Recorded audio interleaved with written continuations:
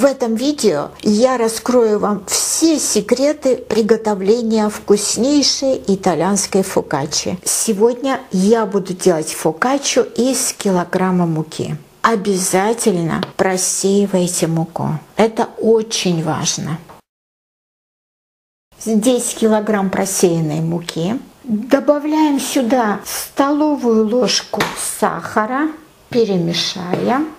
Столовую ложку соли, тоже перемешаем. И 2 чайные ложки сухих дрожжей. Тоже перемешаем.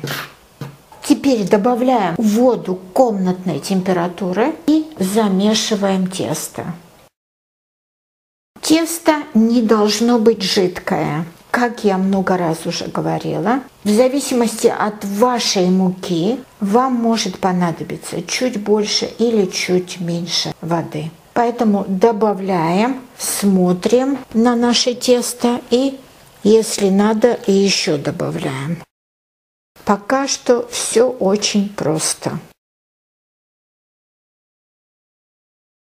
Тесто замешано, нигде нет муки, оно не жидкое, такое плотное тесто мы замесили.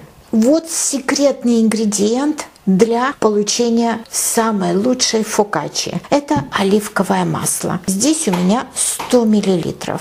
Добавляем оливковое масло в тесто, по чуть-чуть, не надо сразу все добавлять, и перемешиваем. То есть для фокаччи нам нужно не подсолнечное, а оливковое масло. Добавляем еще оливковое масло. Расчет очень простой, примерно 10 мл на 100 грамм муки.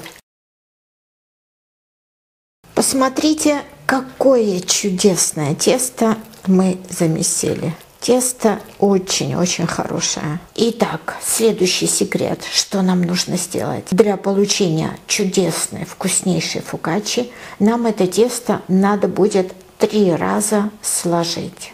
Примерно каждые 30-45 минут мы будем складывать это тесто. Накрываем, и минут через 30-40 мы сделаем первое сложение. Прошло около 45 минут, и теперь будем растягивать. Переложили на другую сторону. Теперь с противоположной стороны также вытягиваем, насколько это возможно.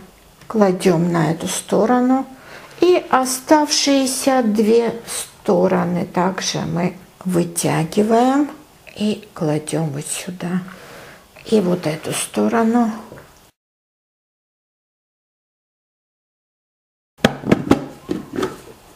Прошло еще около 40 минут, и делаем второе складывание. Посмотрите, вытягиваем, насколько это возможно, складываем на другую сторону.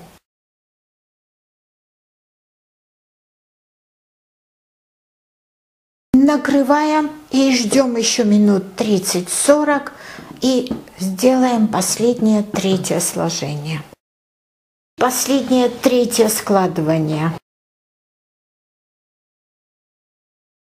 Теперь нам нужно будет перенести это тесто на лист. Если у вас есть глубокая вот такая форма, это вот специально для выпекания фокаччи. Если же нету, то на обычный противень вы переносите тесто. Эта форма у меня размером 35 на 25 сантиметров. На дно мы наливаем оливковое масло. Обильно, пожалуйста, не жалейте. Здесь у меня 50 мл оливкового масла. Распределяем по всей форме и переносим тесто вот сюда. Теперь распределите это тесто по всей поверхности вашей формы. Поворачиваем и дальше вот так вот пальчиками придавливаете. Теперь накрываем чистым кухонным полотенцем и оставим это тесто еще на какое-то время, чтобы оно хорошенько отдохнуло и еще увеличилось в размере. Вау! Посмотрите, как наше тесто теперь выглядит, как оно хорошо отдохнуло и как оно распушилось. Как вы думаете, какая из нее получится фокачча? Конечно же, очень и очень вкусная. Фокаччу, так же как и пиццу, можно сделать с разными добавками. Но классический рецепт – это розмарин и морская соль. Добавим морской соли и розмарин.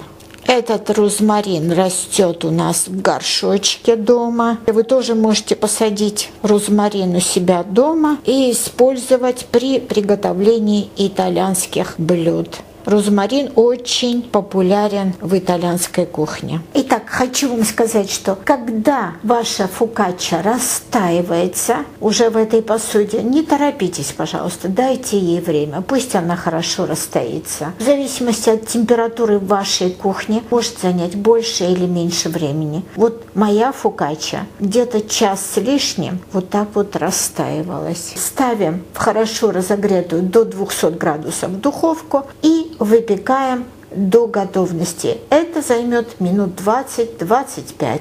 Около 25 минут я ждала. И посмотрите, что мы получили. Аккуратно достанем. Это очень горячее.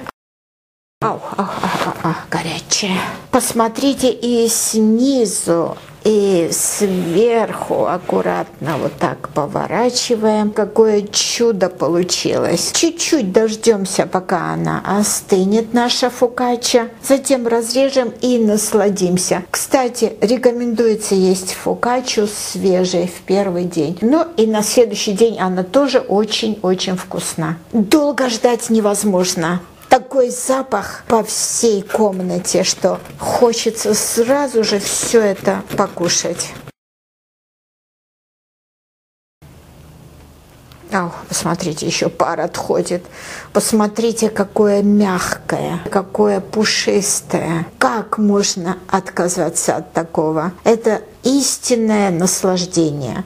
Обязательно приготовьте и попробуйте. Вы будете очень и очень довольны. И вы видели, как просто? Сразу же приступайте к приготовлению этого хлеба. Подписывайтесь на наш канал, ставьте лайки, пишите комментарии. Я всегда их внимательно читаю и по возможности всегда отвечаю. Спасибо вам за просмотры.